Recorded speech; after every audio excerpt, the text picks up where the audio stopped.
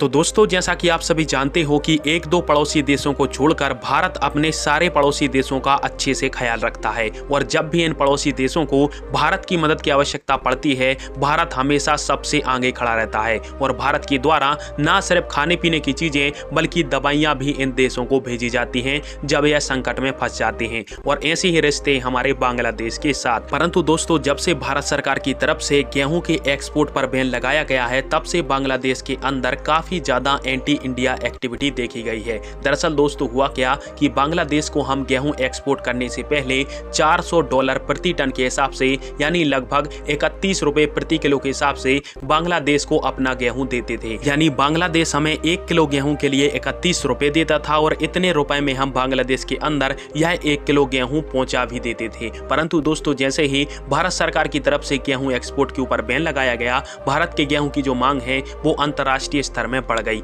और भारत के गेहूं के जो दाम है वो $400 से बढ़कर $460 प्रति टन हो गए। अब दोस्तों, भारत सरकार ने कहा यदि बांग्लादेश को हमसे गेहूं चाहिए तो हम $460 प्रति टन के हिसाब से बांग्लादेश को गेहूं देने को तैयार हैं। यानी 35 रुपए प्रति किलो के हिसाब से अब भारत बांग्लादेश को गेहूं देने को तैयार था, प्रतिबंध लगने के बावजूद भी। परंतु बांग्लादेश ने इसके ऊपर हल्ला मचाया कि भारत ने अपने गेहूं का जो प्राइस है उसको अचानक से बढ़ा दिया और बांग्लादेश चला गया रूस के पास और रूस से इन्होंने कहा कि हम आपसे गेहूं खरीदेंगे, आप हमें डिस्काउंट दे देना। और स्क्रीन पर आप सभी एक स्क्रीनशॉट देखिए जिसके माध्यम से बहुत ही बड़ी जानकारी निकल के सामने आई है, जिसके माध्यम से बताया गया है कि रूस बांग्लादेश को $450 प्रति टन यानी लगभग 34 रुपए प्रति किलो के हिसाब से गेहूं देने को तैयार है। अब दोस्तों, आप तो कहोगे कि भारत से यह गेहूं तो सस्ता ही मिल रहा है, तो दोस्तों ऐसा बिल्कुल नहीं है और भारत से यह गेहूं कतई सस्ता नहीं है, क्योंकि स्क्रीन पर आप सभी एक मैप देखिए, इसके माध्यम से आप जान जाओगे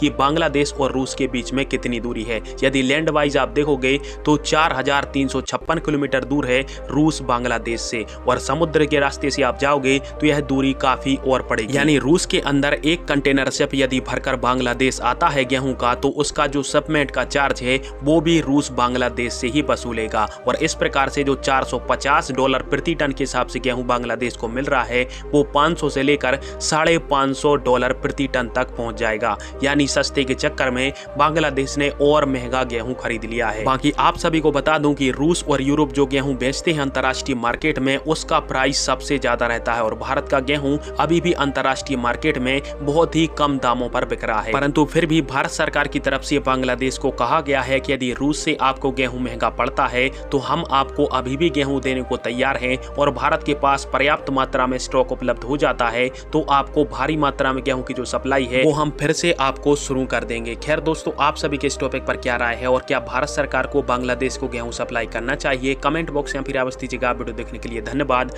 जय हिंद, वंदे मातरम।